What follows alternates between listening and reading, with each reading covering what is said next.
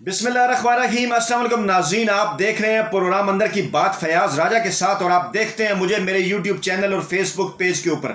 दोस्तों, ताज़ा तरीन अपडेट्स के साथ वादे के मुताबिक आपकी खिदमत में हाजिर हूँ और बड़ी और अहम तरीन खबरें हैं। और आज की सबसे बड़ी और अहम तरीन खबर यह है कि वज़ीर-ए-आज़म पाकिस्तान इमरान खान ने अपने वादे के मुताबिक जो सिलसिला आवाम से बराह रास्त गुफ्तगू करने का शुरू किया था, आज जो है वो तीसरी जो है उसकी एक किस्म की एपिसोड थी। तीसरी दफ़ा जो है आज इमरान खान ने आवाम से बराह रास्त टेलीफोनिक कन्वर्सेशन की और उनके सवालात के जवाब दिए। जो क्रक्स है, जो अहम तरीन बातें थी इस गुफ्तगू की, वो आपके सामने रखने जा रहा हूँ कि एक दफ़ा फिर इमरान खान ने इस अज़म का इज़हार किया कि माफियाज का मुकाबला करके जीत कर दिखाऊंगा और जब तक जिंदा हूँ शरीफ ख़ानदान को नहीं छोड़ूंगा। और इसी हवाले से खबर यह भी आई कि मरियम औरंगज़ेब की जानिब से लाइव कॉल पर एक चैलेंज करने के हवाले से भी एक खबर आई। वो क्या मामला था वो आपको बताएंगे। और फिर दूसरा, नवाज शरीफ के जजेस पर डंडों से हमले के हवाले से भी बात की गई इस टेलीफोनिक कॉल के ऊपर, उसकी तफसीलात आपके सामने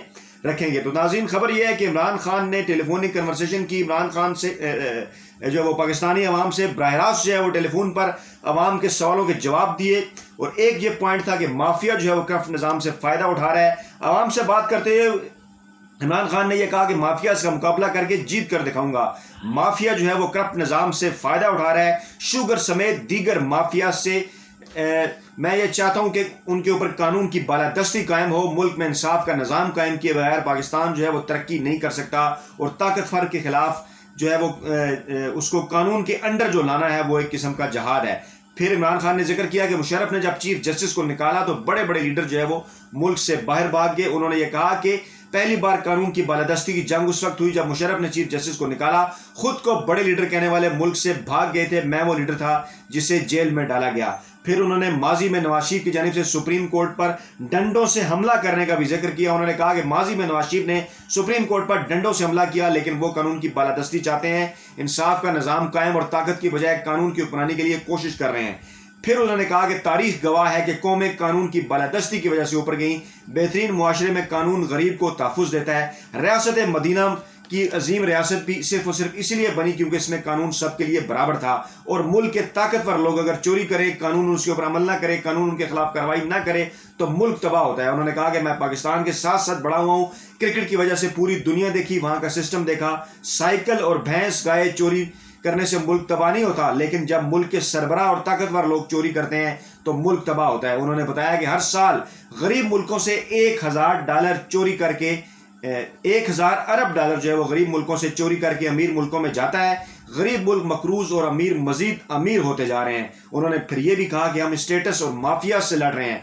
माफिया से लड़ाई के लिए, इंसाफ की जदोजहद के लिए तरीके इंसाफ बनाई थी, हम कामयाब हो रहे हैं। कौम ने मेरे साथ खड़ा होना है। अल्लाह ने मुझे लड़ने की ट्रेनिंग दी है। मैं इन माफिया से लड़कर और जीत कर दिखाऊंगा। मसला कश्मीर के हवाले से उन्होंने कहा, वाजे किया कि लोग बात करते हैं, इल्जाम लगाते हैं, लेकिन 5 अगस्त के इकदाम वापस ना लिए तो भारत से बातचीत नहीं होगी। उन्होंने कहा कि मगरबी ममालिक को खौफ है कि चीन उनसे आगे निकल जाएगा। इन मगरबी ममालिक ने चीन के मुकाबले में भारत को लाने का फैसला किया। आलमी बरादरी को चाहिए कि कश्मीर में मुजालिम का नोटिस ले। जब तक भारत 5 अगस्त के इकदाम को वापस नहीं लेता बातचीत नहीं करेंगे। वुज़रा के हवाले से सवाल का उन्होंने जवाब दिया कि अगर अच्छा काम नहीं करेंगे तो टीम तो बदलनी पड़ेगी। उन्होंने कहा कि जो है वो टीम की कारकर्दगी देखनी होती है। टीम के 11 खिलाड़ी होते हैं, सब सुपरस्टार नहीं होते। कुछ लोग अच्छा काम करते हैं, जो अच्छा होता है वो सबको नजर आता है। फिर सफारत खानों से मुतल्लिक शिकायत के हवाले से उन्होंने बात की कि पोर्टल पर शिकायत दर्ज कराएं।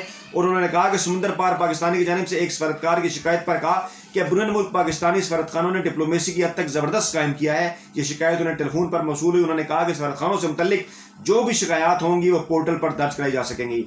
फिर चीनी के मामले पर उन्होंने वाज़ह किया कि किसी से भी रियायत नहीं होगी और किसी से भी नाइंसाफ़ी नहीं होगी। उन्होंने कहा कि जब मैं अपने सियासी मुखालफिन से नाइंसाफ़ी नहीं करता तो अपनी पार्टी से कैसे करूंगा। उन्होंने कहा कि मैंने कभी किसी से नाइंसाफ़ी नहीं की। हुकूमत चली जाए लेकिन चीनी महंगी करके अवाम को नुकसान पहुंचाने वालों को किसी सूरत NRO नहीं दूंगा, किसी सूरत उनसे रायत और नाइंसाफ़ी नहीं होगी। वज़ीर-ए-आज़म ने कहा कि 1 रुपया चीनी महंगी होती है तो ताकतवर मिल्क मालकान की जेब में 5 अरब रुपया चला जाता है। उन्होंने 5 बरस में आज तक 22 अरब रुपए टैक्स दिया है, जिनमें से उन्हें 12 अरब रुपए रिफंड हो गए और 29 अरब रुपए की सब्सिडी मिल गई। قبضہ مافیا کا انہوں نے ذکر کیا کہ 27 ارب روپے کی زمین جو ہے وہ واگزار کرائی۔ عمران خان نے بتایا کہ قبضہ گروپ طاقتور پر ہاتھ نہیں ڈالتے، وہ صرف غریبوں کی زمینوں پر قبضہ کرتے ہیں۔ سابق وزراء MNA اور MP نے بھی زمینوں پر قبضے کیے۔ ہم نے 27 ارب روپے کی مالیت کی 21,000 ایکڑ قبضہ کی ہوئی زمین مافیا سے واگزار کرائی، اور وہ لوگ جو حکومت کے خلاف انتقامی کارروائی کا شور کر رہے ہیں وہ عدالت کیوں نہیں جاتے؟ پھر انہوں نے امیزون کے حوالے سے بات کی۔ انہوں نے کہا کہ امیزون کے پاکستان کو سیلر اکاؤنٹ کھولنے کی اجازت دینے سے برآمدات میں اضافہ ہوگا، نوجوان بھی اس شعبے میں اپنی صلاحیتیں استعمال کریں۔ ڈالر کے حوالے سے انہوں نے بتایا کہ ریٹ کم ہوا ہے۔ عمران خان نے کہا کہ آج ڈالر 152 روپے پر آ گیا ہے جو 168 روپے پر چلا گیا تھا، 15-14 روپے نیچے آیا ہے۔ موٹر سائیکلوں کی فروخت میں 21% اور گاڑیوں کی فروخت میں 20% اضافہ ہوا ہے، اور انہوں نے واضح کیا کہ معیشت درست سمت میں ہے، لوگوں کے پاس پیسہ آ رہا ہے، اسی لیے وہ ٹرانسپورٹ، موٹر سائیکل اور گاڑیاں بھی خرید رہے ہیں۔ پھر انہوں نے واضح کیا کہ جب تک زندہ ہوں شریف خاندان کو نہیں چھوڑوں گا، بڑے چوروں کو نہیں چھوڑوں گا۔ شہباز شریف جانے کی نہیں بھاگنے کی کوشش کر رہے تھے، ان کے خلاف صرف ایک کیس جو ہے وہ 7 ارب روپے کی منی لانڈرنگ کا ہے۔ اس کے علاوہ دیگر مقدمات بھی ہیں۔ پاکستان کی تمام جیلوں میں قید چوروں پر اگر الزامات کی مالیت جمع کریں تو بھی 7 ارب روپے نہیں بنتے۔ انہوں نے کہا کہ نواز شریف کے بیٹے لندن میں اربوں روپے کے گھروں میں رہتے ہیں، میں اللہ کو جواب دہ ہوں، مجھے خوف خدا ہے، بڑے چوروں کو ہرگز نہیں چھوڑوں گا۔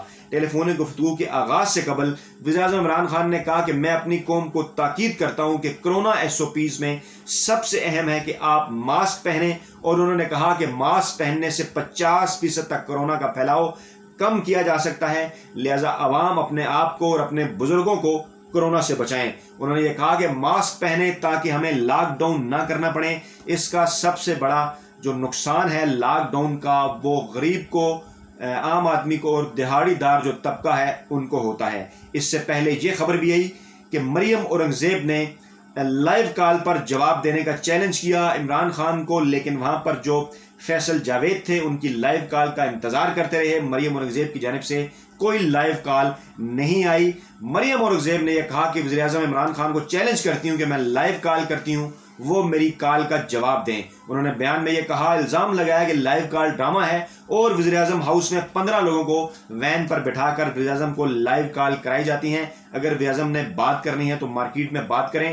پھر انہوں نے دورہ سعودی عرب سے متعلق یہ کہا کہ اس سے توجہ ہٹانے کے لیے یہ لائیو کال کی طرف گئے ہیں اور حدیبیہ کے معاملے کی طرف گئے ہیں، لیکن اس چیلنج کرنے کے باوجود، جیسا کہ مسلم لیگ نواز پہلے بھی کئی مرتبہ اپنے مختلف چیلنج کر جو ہے وہ بھاگ چکی ہے، آج مریم اورنگزیب نے چیلنج کیا، اور عمران خان کا یہ جو لائیو پروگرام تھا اس کو کنڈکٹ کر رہے تھے فیصل جاوید، اور وہ اس حوالے سے انتظار کرتے رہے کہ شاید مریم اورنگزیب کی کوئی کال آئے گی اور وہ اس کے اوپر جو ہے وہ عمران خان جو ہے وہ ان سے کچھ سوال کریں گی، اور عمران خان جو ہے وہ پھر انہیں جواب دیں گے، لیکن مریم اورنگزیب کی جانب سے کوئی کال نہیں آئی۔ تاہم ذکر ضرور کیا عمران خان نے بڑے چوروں کا، نواز شریف کا، شریف خاندان کا، مریم نواز کا، ان کے بیٹوں کا، اور اس کے ساتھ ساتھ انہوں نے واضح کیا، انہوں نے بتایا کہ وہ قانون کی عملداری کی چاہتے ہیں۔ نواز شریف تو وہ شخص ہے جس نے ججز کے اوپر ڈنڈوں سے حملہ کیا تھا، اور انہوں نے پھر اس کے ساتھ ساتھ یہ بھی چیلنج کیا، یہ بھی کہا، ایک دفعہ عزم کا اظہار کیا کہ جب تک زندہ ہوں شریف خاندان کو نہیں چھوڑوں گا، اور مافیاز کے خلاف جو جنگ ہے وہ جیت کر دکھاؤں گا۔ تو ناظرین، اس لائیو کال سے یہ اندازہ ہوتا ہے کہ وزیر اعظم جو ہیں وہ پر اعتماد ہیں، عوام سے گفتگو کر رہے ہیں، عوام سے مسلسل جو ہیں وہ رابطے میں ہیں۔ سعودی عرب کے دورے کے بعد ان کے کانفیڈنس میں مزید جو ہے وہ اضافہ ہوا ہے، اور اب یہ دیکھنا ہے کہ آئندہ آنے والے دنوں میں حکومت جو ہے وہ عوام کی بہتری کے لیے بجٹ کے دوران کیا مزید اقدامات جو ہے وہ اٹھاتی ہے۔ نئی ویڈیو کے ساتھ جلد حاضر ہوتا ہوں، فیڈ بیک ضرور دیجیے گا کمنٹ باکس میں۔ اپنا خیال رکھیے گا، اللہ حافظ۔